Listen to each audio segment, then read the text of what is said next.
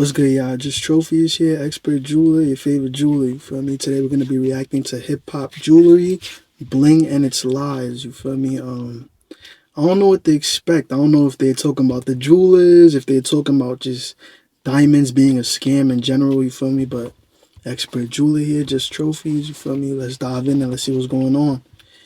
If you don't know about me, make sure you tap in. How is he an expert? I got a vlogs channel. I'm going to leave the link in the description below. If you want to see my work, tap into the Instagram, you feel me? I'm going to leave that in the description below as well. Let's dive into the video, you feel me? Let's dive in. Rappers cannot fuck with me, son. Take a look at Yo, this 6ix9ine is dumb funny. Spent a fucking million on a fucking chain, son. Rappers have a long-running love affair with jewelry. Million on a chain, son. Anything rappers cherish more than making good music, it's eyes. You know what the fuck going on, man? $150,000 chain, $5 t-shirts, $20 jeans, $20,000 grill. In rap, He's saying that's a $20,000 grill.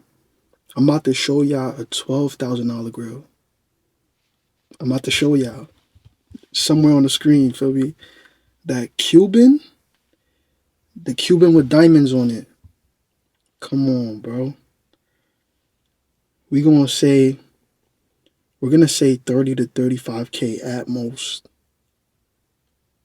30 to 35K at most. I'm gonna put one on the screen that's 48,000. Y'all let me know if I'm bugging. I'm gonna put one on the screen that's 48,000. That pendant right here, can't really see it that well, but I'm just gonna say that's a 20 ball, 25K. Y'all do the math. I don't know. That's not 150,000 to me. bling is a flex. And I'm not pocket watching. I'm not pocket watching. I'm an expert jeweler. That's what I do. We're analyzing the jewelry. The relationship between hip-hop and jewelry is almost symbiotic.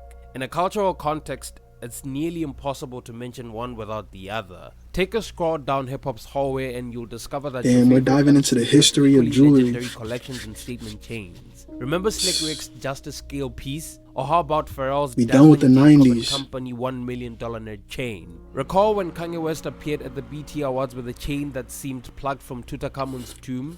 Have you seen Quavo's jewelry box? It's worth a few Bugattis and eyes. How about Casper Nyovest's spinning family tree chain valued at a hefty $100,000 US? Or Cardi B's diamond encrusted nameplate necklace? I could go on and on. Yeah, so that guy, he's pocket watching. Me, I'm not. He's pocket watching, I ain't gonna lie. You get the point. Why all this love for a chain made from diamonds?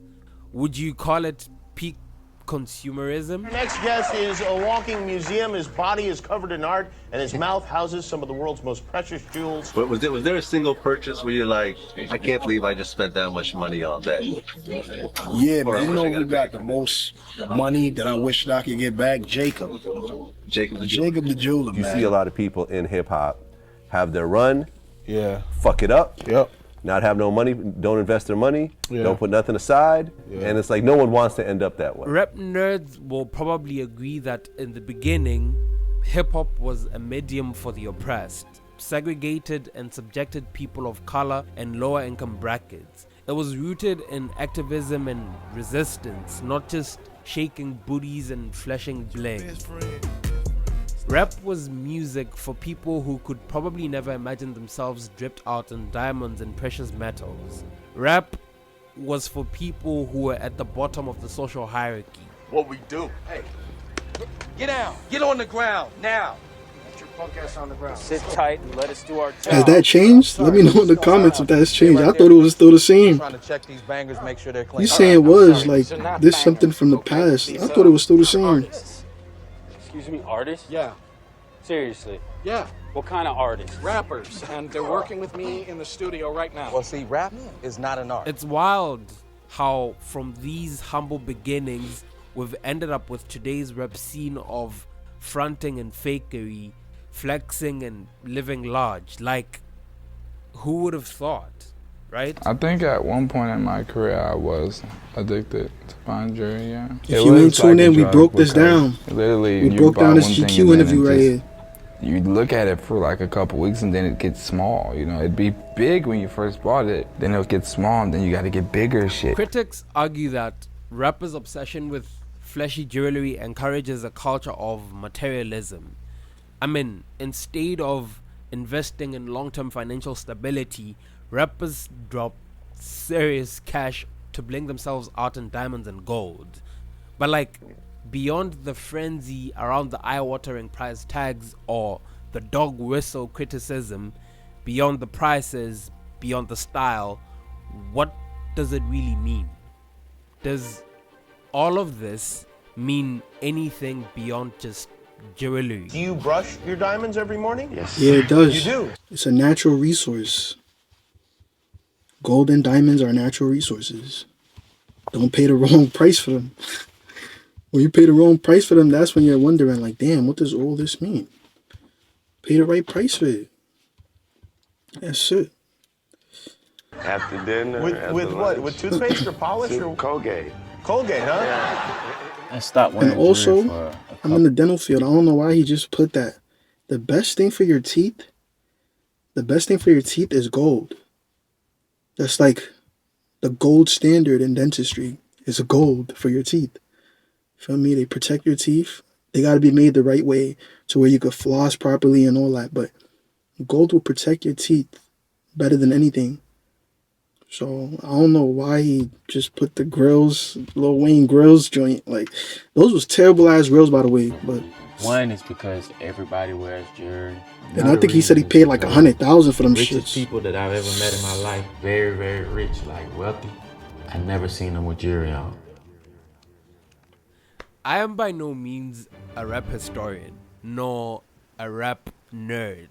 But to understand this obsession with rocks, we'd have to go back to where it all started. The 1970s. Richard Nixon is president, Elvis Presley, the Vietnam War is coming to an end, cocaine, disco, what's not to love? On a hot August night in 1973, Cliff Campbell, aka DJ Kool Herc, So he taking us back to the 90s? put on a back-to-school German that Bro, we done with the 90s, bro. block at 1520 The jewelry in the 7th 90s Avenue was in New York too City, terrible. Like, entrance cost Jesus. 25 cents for ladies and 50 cents for fellas. mad tacky. Speak of a Tacky and The like, party wasn't special. shit for wasn't its size. valid. The rec room could only fit a few hundred people. Its venue and location weren't particularly auspicious, yet it marked a turning point. These famous block parties would become the birth of hip-hop. Fast forward to the 1970s and hip-hop had become way more popular. Now artists and partygoers alike were turning up in outfits that screamed, "Look at me." And when it came to bling, like, it was all about yo, y'all gold see the chains, drip? rings, and anything that sparkled. Nah, the really. 90s drip But I mean, is during crazy. these Like, early days, it if you was look at all what we fun and wearing vibes. now, It was more about who's got the coolest moves than who's got the heaviest necklace. But that was only until Curtis Blow decided to take things up a notch. He drops his debut album with him all decked out in gold chains. Okay, now during that's this calm. time, Calm rap setup, you feel me? was becoming mad popular. For the first Like, time ever, where did a things rap go artist wrong? could sell over 500,000 units, earning himself Where the did things first go ever wrong, bro? certified hip-hop record in history. This dude and his album literally set the stage for the cutthroat competition of jewelry and rap. Over the next 3 decades, future MCs would follow in his footsteps, getting as much jewelry as they could. Trust me, by the end of it all, these guys were practically part-time jewelers. Okay, now it's the 1980s and hip-hop is evolving. It wasn't time for boomboxes on shoulders, folding tables and sneakers with an attitude anymore.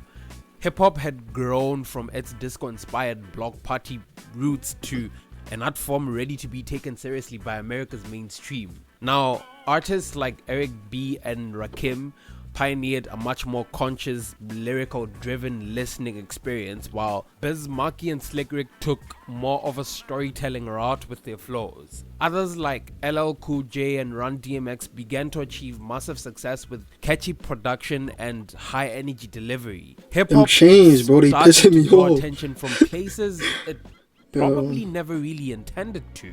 The guys in suits were like, hold on a minute. what's this funky thing? Hip-hop had definitely outgrown its block party days. Now, corporate America was all in, throwing all their money into the mix. With bigger budgets and bolder rhymes came bigger, bolder shines. At the height of Run DMC's fame, Adidas gifted the trio solid gold classic sneakers. Of course, they became even more infamous because of their Dookie rope chains, cause brother, brother, what's that, brother? Hey. But don't think that's where the buck stopped. They'd routinely I'm glad I'm not the only one. Sickest gold watches, I'm glad I'm not the only one. Like patterns of the era. But if we're talking bling excellence, then there's no way we're leaving LL Cool J out of it. Dude was one of the first to popularize 4-finger rings, but it was Biz Markie who took the bling game and cracked it up to 11. In 1987, when Eric B and Rakim released Paid in Full, their album cover was literally covered in money. Ben Baller, the jewelry wizard, did the math, $100,000 per chain.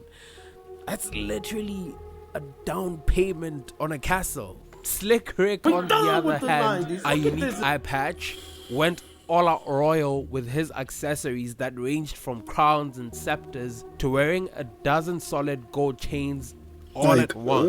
But like, Rick was not alone in all of this. On the cover of his 1988 debut album, Long Live the Cane, Big Daddy literally resembles ancient African rulers. Now, with so much jewelry on side, you can be sure that there was a competitive edge among these artists. Between Kane, Slick Rick, and Biz Markie, if one person got something, the next person got something else. They loved to compete. All three of them used to play at the Apollo at the same time, so if they had a big show like that, it would be the perfect place to debut new pieces.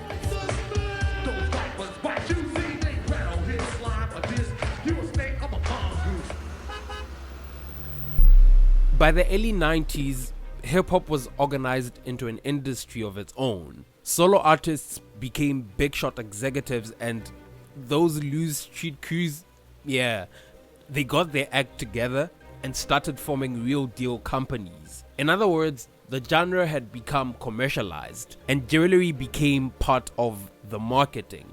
Pendants moved from being swaggy status symbols and started to become billboards to advertise competing labels of the era. It's still no like this. All my business owners, tattoo artists, barbers, whatever it is, last text, whatever.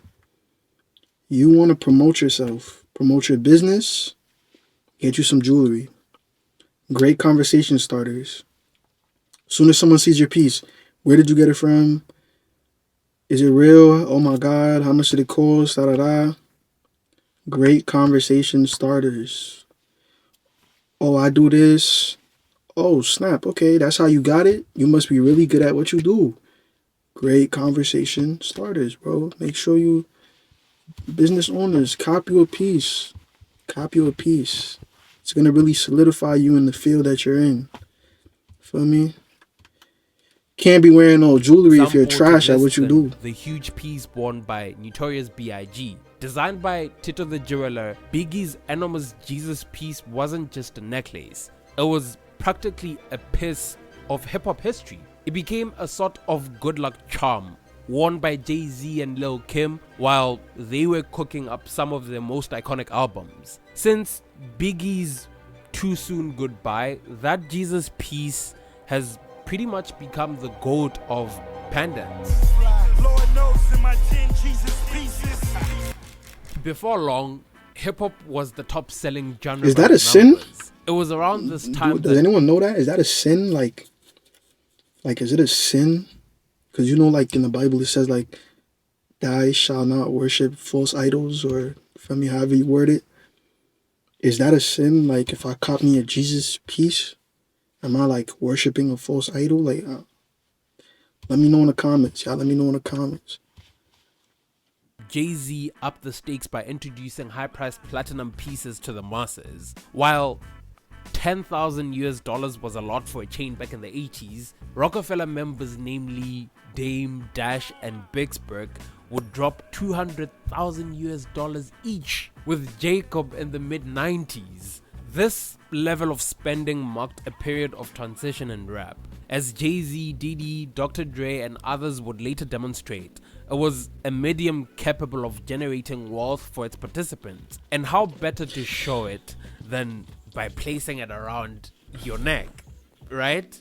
I mean, if you think about it, it's literally the most visible thing you can show to somebody. It's more like, hey, if I can afford to splurge this much on a chain and still carry on with my life, then I'm doing alright. Back in the days when rappers used to start off, we used to have to borrow the jewelry before we could purchase it. So that's why you hear a lot of rumors where they say, you don't own that, you don't own this, you borrowed it. Back in the days, you say that a lot, but it was true. But it's not a bad thing, it's just you gotta sell yourself like Cinderella, you know what I mean? Business By the owners mid-late 2000s, gotta sell yourself hip-hop like and Cinderella. corporate America became partners. Nelly had energy drinks, Jay-Z had a sneaker line, other artists had liquor brands. Damn. Billionaire hedge fund managers began to invest into hip-hop. Hell, Y'all think they even knew about Eminem- moissanite back then? Like, yo. And then no one really knew the price of jewelry like that. So imagine the way they were getting taxed and the way they were getting finessed back then. Crazy. earned an Academy Award Crazy. for the 8 Mile soundtrack, and the film based on his life went on to gross $242 million US at the box office. Success like this, coupled with royalties, merchandise, sponsorships, and other income earning avenues, meant one thing: hip hop was flushed with cash. A lot of cash. And well, as the status of rap and its artists evolved, so did the jewelry. Bet you can't find a nigga who did it like this, bitch. I bet you can't find a nigga did it this big, nigga. Double up, nigga.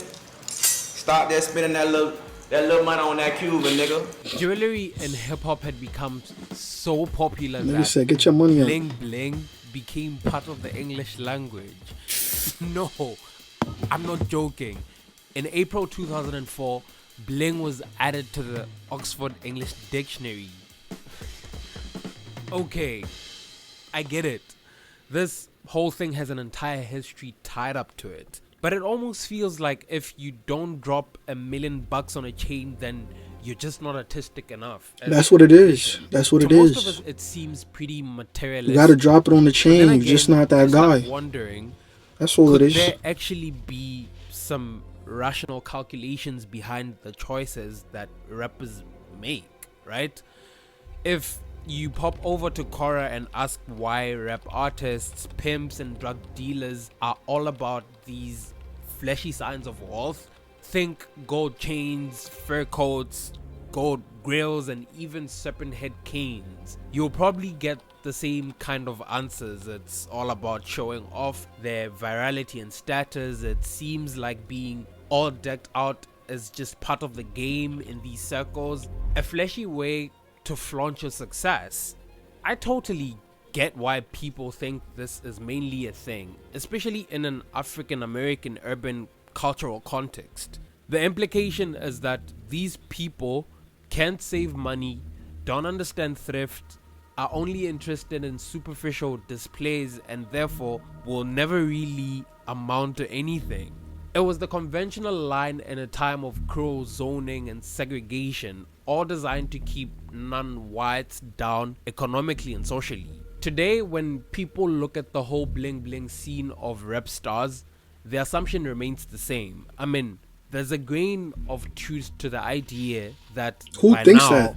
this is a microculture attached to a certain demographic of people. You know, rap, underprivileged. Y'all think that? Y'all think jewelry is meant to keep us down? That's why y'all just got to shop with black jewelers, bro. I mean, that's all I heard. Cause what? How? It's natural. It's a natural resource. Gold, diamonds, natural resource. Just don't overpay for it. That's it. It's simple. Like what? Communities, we get it. But the real question But is, if it's a natural resource, it'll always maintain some kind of value. You feel me? As long as you bought it the right way, then that gap shouldn't be too crazy. You feel me? How is it meant to hold people down? I mean, if you think that it's meant to hold people down, let me know in the comments. Let's debate in the comments. But I don't know. What are the real forces that gave rise to this culture? You know, I sit and I'm like, come on. There's gotta be more to the story behind all that glitz than just spend it because you got it. All these people couldn't have been that dumb, right? I mean, surely there has to be another reason for wearing wealth that speaks to a different economic calculation. Clients of yours, these rappers, they look like gang members. You see, rap and hip hop didn't just come out of nowhere. They came from the tough streets, where being gangster was part of survival for folks on the margins. Singing about life on the edge or living it meant rubbing shoulders with all kinds of risks. From the law, the police, you name it. Of course, we're not talking about those suburban kids who spit bars about crime and cocaine or pretend to know about life behind bars when the closest they've been to a gun is in a video game. Nah. I don't like how he, as a New Yorkian, I don't like how he just did that. I don't like how he just did that. He threw in my sons from Sugar Hill. I don't like how he just did that. I ain't gonna lie. I don't like that. You talking on stuff you don't know, man. The real deal. People who've lived those harsh realities, faced those risks head on with the law, with police breathing down their necks. And then he gonna use a video of Lil Durk, like, yeah, I get it, feel me? Lil Durk, real trenches. New York, the trenches too. We got guns over there too. Feel me? In GTA. But bro, come on, bro. Like, yeah, the laws say this, but the laws say a lot of things. People still do other things that they're not, like, come on, like, playing games. Audit. American cops, not exactly your best friends when it comes to personal laws. They could freeze your bank account, snag your ride, even rope off your house. But get this, when you got arrested, whatever bling you had on you, like your chains, your furry coats, those shiny grails, they handed it all back to you after you served your time in jail. Yeah, they'd give you a little receipt for all your stuff and everything. Well, the cash, probably not so lucky. Nah, they be doing that with the jewelry still. So with the jewelry, if you get booked and you don't have an appraisal, you're not getting that back, my friend. My friend, you're not getting it back. You need your appraisal. That's what's gonna prove that it's yours. Appraisal has it has your name on it. It has a detail of the piece, the appraisal value, all of that. You need the appraisal. Or you're not getting your stuff back. They still be doing that. Artists play. If you had to keep your hard-earned loot from becoming police property, you wore it. All of it, like literally turning yourself into a walking, talking vault. Hence the birth of the living billboard of bling. It wasn't just for the show, it was your bank on the go, literally. Oh man, would probably say it all makes sense, right? But let's be real, it's all semi BS. A lot of up and coming rappers aren't exactly rolling in dough like they make it seem, unless of course they started out with a trust fund. Yet they're out here dropping big money on bling. Seriously, help me figure this one out. Rap, maybe more than any Where's the scam? genre, comes with this expectation of flaunting a crazy expensive lifestyle. If you're gonna rap about blowing cash 24/7, you kinda have to show it off in real life too, right? This means rocking heavy gold chains, driving flashy cars, and maybe even jetting around in private planes. Well, unless you take the Bow Wow route and fake it, of course. I mean, for the really successful ones, this lifestyle works out and they still manage to stash cash for a rainy day. But then there are those rap legends who end up flat broke. Famously, and everyone was talking about it, about a year ago or so, you declared bankruptcy. You said you're out of money, and then you irritated the judge in the case because you started posting all these pictures of you that seemed to indicate that you have Raising a ton Kanan? of money. You put up this picture right here of you eating a money sandwich. Yep. That's what I'm saying. Can't be 50. I, for one, can tell you how you went broke. Honestly, no matter how much we try to justify the whole ice culture historically, flaunting wealth when your bank balance is crying just doesn't click. How do you know their stuff is Remember crying? when Jay-Z said, I bought every V12 engine? Dude talked about I'm all confused. his material toys, watches, mansions, cars, boats, jewelry, then hit us with, wish I could take it back to the beginning, and could have bought a place in Dumbo before it was Dumbo for like 2 million. And how's he feeling? Dumbo. I want to act ballerific like it's all terrific, but I got a couple past due bills. I won't get specific. Oh, that's Kanye, by the way. I got a problem with spending it before I get it. We all self-conscious. I'm just the first to admit it. Damn. Talk about dumb purchases. Bro, how you gonna call their purchases dumb for them? Yo, these guys are swimming in wealth. You just Jay-Z, Kanye, swimming in wealth. What is you talking about, like? Who went broke, while the closets are full of the wildest, most pointless buys, all in the name of status and prestige. Kanye even said it himself. Man, I promise, I'm so self-conscious. That's why you always see me with at least one of my watches. Rollies and Porsches done drove me crazy. I can't even pronounce nothing. Plus that was sexy. Then I spent $400 on this just to be like, dude, you ain't up on this. But hey, there's always that debate, right? Are luxury items just a giant waste of money? I mean, why drop 20 grand on a shiny little piece of metal with a rock on it just for looks? Because I'm about to tell you, I'm about to school you real quick. Because that metal with the rock on it for looks, it is made out of gold, a natural resource. As long as it's the right carat, as long as what you're buying is what you're getting, and you're not overpaying a ridiculous amount for it, you're good. It will maintain its value. It's not like clothes, handmade. It's something that's handmade. Yo, yeah, I know what I'm talking about, bro. It's all Then again, natural resources. Isn't it just like walking a tightrope between what you...